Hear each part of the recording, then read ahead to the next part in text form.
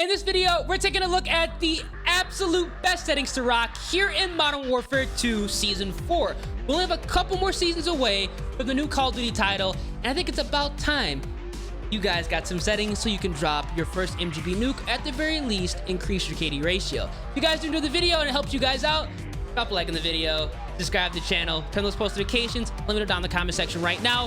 What are your current sensitivity settings you're rocking right now? And if things couldn't get any better, Boss Services got you covered. If you want the new Nuke Skin, help getting iridescent and ranked, or maxing out all your weapons and unlocking Gold, Platinum, Polyatomic, and Orion, Boss Services can take care of your Call of Duty needs. With thousands of reviews, you can't go wrong. All the links are gonna be at the top of the description, and you can use code EARS for 5% off their store.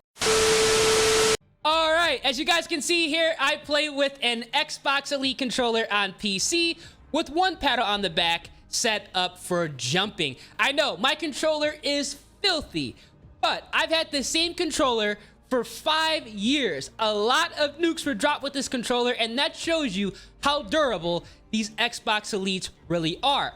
But these settings are gonna work no matter what type of controller, no matter what console you guys are on, whether it be an Xbox, a PlayStation, or if you have a controller that has paddles in the back or regular controller. These settings are going to work flawlessly.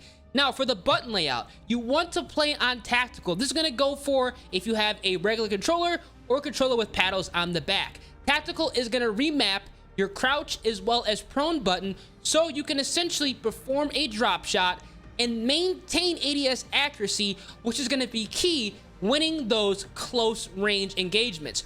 You're also going to be able to get in and out of cover a lot easier and faster, which is going to keep you alive a lot longer, so you can secure that MGB nuke or at least a high kill streak, because I know that's what a lot of people are trying to do. So make sure your button layout is set to tactical. Now, what you can also do here to increase your aim and accuracy at longer ranges is you can shut off your controller vibration. Once I've turned off vibration, I've never turned it back on. This is going to be a setting that you're either going to turn off and be like me and never turn it back on, or turn it off and feel like you actually need it and like it. I'm gonna tell you guys right now, if you're struggling with that long range combat, shut it off, because I don't like any type of stick play or movement in my controller, and that might be throwing you off. Now you guys can see here, this is gonna be where the settings get very interesting and very important for newer players. My horizontal sensitivity is gonna be on 6, and my vertical is also gonna be on 6. Now, I recommend you guys going ahead and having this between 4 and 6 if you're trying to truly improve your aim, accuracy, and gun skill at longer ranges. The lower sensitivity, the better. There's absolutely no reason to play on a high sensitivity here in Modern Warfare 2, because the time to kill is so fast. Being accurate is going to be a lot more important, because if you can't hit your shots, it doesn't matter what sensitivity you're on. So it's better to go ahead and have between a 4 and a 6. You're still going to be able to turn on players, yet be more accurate at longer ranges. Now, to go ahead and help this out some more, I have my ADS sensitivity multiplier set to 0.75. This is default at 1. Drop this to 0.75. There's less stick play in your right thumbstick when you're trying to aim down sight. This is overall gonna make you a lot more accurate at those longer ranges. This, coupled with a 4 or 6 sensitivity, is going to be money when trying to take people out at longer ranges and truly trying to improve your aim, accuracy, as well as gun skill. Now, for all these other sensitivity settings, I've kept these the same. You guys can see here, all this is going to be default right out the box. I have automatic tactical sprint turned on. I like to go ahead and have this turned on because I like to run around the map and push gunfights. So if you're more of a mobile player, this is going to help you a lot, and it's going to make it feel like the game is sped up per se. But again, everything else is going to be pretty much the same. Now, under the advanced setting, obviously target aim assist is going to be turned on. We are playing a controller, so there's no shame at having aim assist turned on. Aim assist type is going to be on default. Now, I personally like to play on default because I am used to the default setting, but if you want that extra boost with aim assist, you can go ahead and put Black Ops on. It's going to feel a lot stickier, so if you still need some adjustment and help after going ahead and remapping your sensitivity settings and your ADS sensitivity setting, go ahead and equip Black Ops. It's going to change the way you aim at longer ranges for the better. But for me personally, I'm used to default, and I personally do not want to have to relearn how to aim, especially at longer ranges.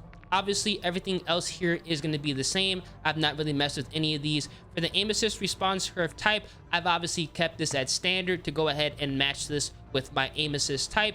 But if you guys are playing on Black Ops, you can go ahead and equip this either to linear or dynamic. I don't personally mess with these because, again, I like to go ahead and mirror the default settings for my personal preference. But Black Ops as well as standard is going to be good. Black Ops and linear is also good, and obviously Black Ops with dynamic is good as well. So you're going to have to go ahead and decide which one is better for you. I know a lot of people don't like to hear that, but seriously, these are some settings that you definitely want to go ahead and fine-tune yourself and not just take somebody's word. But just to be honest with you guys, Black Ops and standard is going to be pretty sticky on this game as is. Again, everything else is going to be pretty much the same here. Your dead zone setting, these are going to be specific to your controller's health. If you have a newer controller, if you have an older controller, if you have an aftermarket controller like a Scuff or a Battle Beaver, you're going to have to fine tune these settings to eliminate the stick drift. Because I'm playing on an Xbox Elite controller and these are very durable and reliable, I don't have to adjust this nearly as much if I was playing on a Scuff or a Battle Beaver. So I'm privileged to be able to keep this at the default setting. But again, these, unfortunately, I know a lot of people like to hear this, you're going to have to fine tune this depending on your own controller health because there is no proper dead zone setting. Obviously, everything else will be shut off. We don't have gyro controllers on Xbox, and 99% of console players are not going to have any gyro behavior as well. So this is all going to be turned off. And these are all going to be the settings you should definitely adjust when going under the controller category here. Again, everything else here is going to be on the default right out the box. Now, let's go ahead and discuss graphic settings. These are very important, just like the controller settings. They work hand in hand. My FOV is set to 120 and my ADS field of view is set to affected. You want to play on a 100 plus FOV with the affected ADS field of view. It's going to give your guns a lot less visual recoil, in turn making it a hell of a lot easier to take people out at those longer ranges. Now, the game is default at independent. You don't want to have independent set because it's going to default your ADS field of view to what the game has by default. You want to have this what you set it as. So 100, that's what your ADS field of view is going to be, and it's going to again allow you to have a lot less visual recoil, making sure you can take people out at longer ranges incredibly easier. Everything else is going to be the same here. I've not messed with any of these settings. These are fine out the box, but the most important settings under view again are going to be FOV and ADS. Make sure this is at affected and your FOV is at least at 100. If you have not made this setting, do it immediately and you're going to see a dramatic improvement to your gameplay. Now, for quality, these are going to be specific to whatever your computer is set up to or your console. Now, because I make content for YouTube, I make content to help you guys out, my settings are going to be very different from you. I have some things turned all the way up, I have some things disabled, so we're not going to go over this because these could actually hurt you if you were to copy down my settings. Again, the most important thing under the graphics setting is going to be view. They don't call me ears for nothing. We are not going to be sleeping on the audio settings. These are incredibly important to bump up your situational awareness. Now, for the audio mix, headphones bass boost is going to be amazing. If you have any type of headset, equip this immediately. You're going to be able to hear footsteps, gunfire. You're going to be able to tell people are at without the use of a UAV. I have Astro 840 TRs and I can hear everybody running around the map and I can pinpoint where the location is so I can drop those nukes very easily. This is going to be amazing. Now, my master volume is going to be set to 100. I like to go ahead and have this turned up, but if it's a little bit too much for you, you can set this at 80 and you will also be good to go. But definitely go ahead and equip headphones bass boost. You're going to love it. You're going to be blown away at how much you can actually hear here in Modern Warfare 2. It's going to make a drastic improvement with your situational awareness and overall just figuring out where people are at when a UAV is not active. But again, everything here is going to be pretty much the same. I have not messed with any of these settings. They're default right out of the box. And finally, we're taking a look at the interface settings. There are two things you want to go ahead and change under this category.